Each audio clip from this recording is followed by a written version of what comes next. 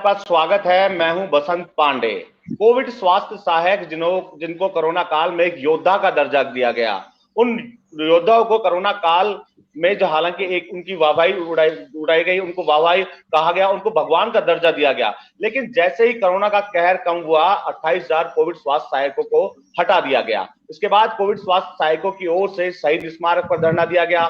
शहीद स्मारक पर धरने पर जो कांग्रेस के विधायक है हरीश चौधरी, वो भी पहुंचते हैं और एक आश्वासन देते हैं कि उनकी मांगे जायज है। इसके बाद बीजेपी के कई विधायक भी पहुंचते हैं। राज्यसभा सांसद किरोड़ी लाल मीणा भी जो है उनके समर्थन में पहुंचते हैं, उनकी मांगों को जायज पहुंचाते हैं। अब 2 दिन पहले मंत्री प्रताप सिंह खाचरियावास की ओर से भी कहा गया कि कोविड स्वास्थ्य सहायकों की मांगे जायज है और इसको लेकर कोविड स्वास्थ्य सहायकों के एक प्रतिनिधि मंडल को मुख्यमंत्री अशोक गहलोत से मिलाया जाएगा। लेकिन कब ये मुलाकात होगी, इसको लेकर अभी भी संशय बना हुआ है। कोविड स्वास्थ्य सहायक लंबे समय से मांग कर रहे हैं। इसी मुद्दे को लेकर हमारे साथ बीजेपी से शाम जहां जी मौजूद हैं, वरिष्ठ पत्रकार रमेश पुरोहित जी मौजूद हैं और कोविड स्वास्थ्य सहायकों की तरफ से सुखजीत सिंह मौजूद है। सबसे पहले सुखजीत जी, आपके पास ही आऊंगा।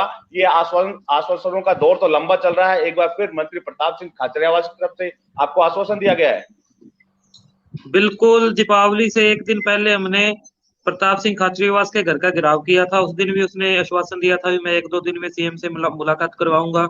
3 दिन बीत गए हैं, कोई मुलाकात नहीं करवाई। आज हमारे साथियों ने लक्ष्मणगढ़ में फिर उसको ज्ञापन दिया, फिर उसने आश्वासन दिया। लगभग 10 बार हमारे साथी उससे प्रताप सिंह खाचरियावास जी से मिल चुके हैं, पर सिर्फ उनका यही कहना होता है मैं सीएम से बात करूंगा, और कब बात करेगा ये तय नहीं हो रहा है। लगातार हम प्रतीक्षा कर रहे हैं हरीश कब चौधरी हमारे। जी भी आए थे जब शहीद स्मारक पर धरना हुआ था। उस वक्त भी उन्होंने कहा था मांगे जायज है, मैं भी बात करूंगा मुख्यमंत्री बिल्कुल से। बिल्कुल, हरीश चौधरी जी हमारे धरनास्थल शहीद स्मारक पर आए थे, और भी कई विधायक, लगभग 50 के विधायक हमारे धरने पर आए थे। कांग्रेस के बड़े नेता भी आए थे। कांग्रेस के कई मंत्रियों ने हमारे समर्थन में चिट्ठी भी मुख्यमंत्री को लिखी थी, पर सभी जगह से आश्वासन मिला है। खुद मुख्यमंत्री से भी हम मिले थे, वहां से भी आश्वासन ही मिला है। यह आश्वासन कब अंतिम रूप लेगा ये हमें नहीं पता। श्याम जी, ये क्या अभी आश्वासनों की का दिन चल रहा है? हर कोई आश्वासन देने में लगा है, चाहे वो राज्य कर्मचारी हो, उनको आश्वासन मिल रहा है, बेरोजगारों को आश्वासन मिल रहा है। आप भी जो है कोविड स्वास्थ्य सहायकों के समर्थन में उतरे थे और कहा था कंधे से कंधा मिला के चलेंगे और आपकी जायज मांगों को जो है हक की लड़ाई को जो है मनवा कर रहेंगे।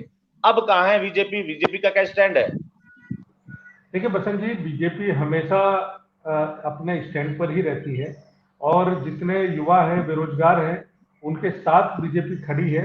और जो आश्वासन की जो बात की आपने, कांग्रेस सरकार के आश्वासन की कोई भी वैल्यू, किसी भी तरह की कोई वैल्यू नहीं है।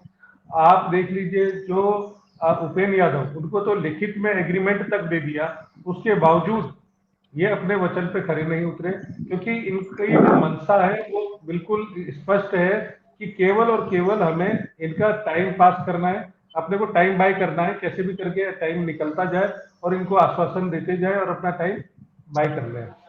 तो इस प्रकार से हम देख रहे हैं। और आप इनकी तो छोड़िए, एक बहुत बड़ा उदाहरण है जिसको आला कमान ने आश्वासन दिया था कि मुख्यमंत्री बनाएंगे, वो भी 4 साल से घूम रहे वो आश्वासन लेके। तो कांग्रेस सरकार में और कांग्रेस पार्टी में आश्वासन की कोई बखत नहीं है, कोई वैल्यू नहीं है, ना मौखिक आश्वासन की, ना लिखित आश्वासन की।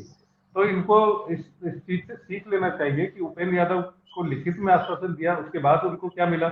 सचिन पायलट को 4 साल से आश्वासन दिया हुआ है कि मुख्यमंत्री बनाएंगे, उनको क्या मिला। तो इससे समझ लेना चाहिए कि आश्वासनों की कोई बखत नहीं। रमेश जी, आखिर कैसे मांगे पूरी होंगी? अभी राहुल गांधी का भारत जोड़ो यात्रा है, राजस्थान का दौरा रहेगा, नए जिले बनाने हैं, बजट को लेकर मंत्रणा करनी है, नियुक्तियां करनी है, तो समय तो काफी कम बचा है। ऐसे में ये जो कोविड स्वास्थ्य सहायक है, इनकी मांगे कैसे पूरी हो पाएंगी? बसंत जी, रमेश जी। आईना देख तोड़ दिया, आईना तोड़ दिया, ऐसा धुंधला हो गया चेहरा, देखना छोड़ दिया। सरकार जो होती है वह जनता की आशा और अपेक्षाओं का एक आईना माना जाता है।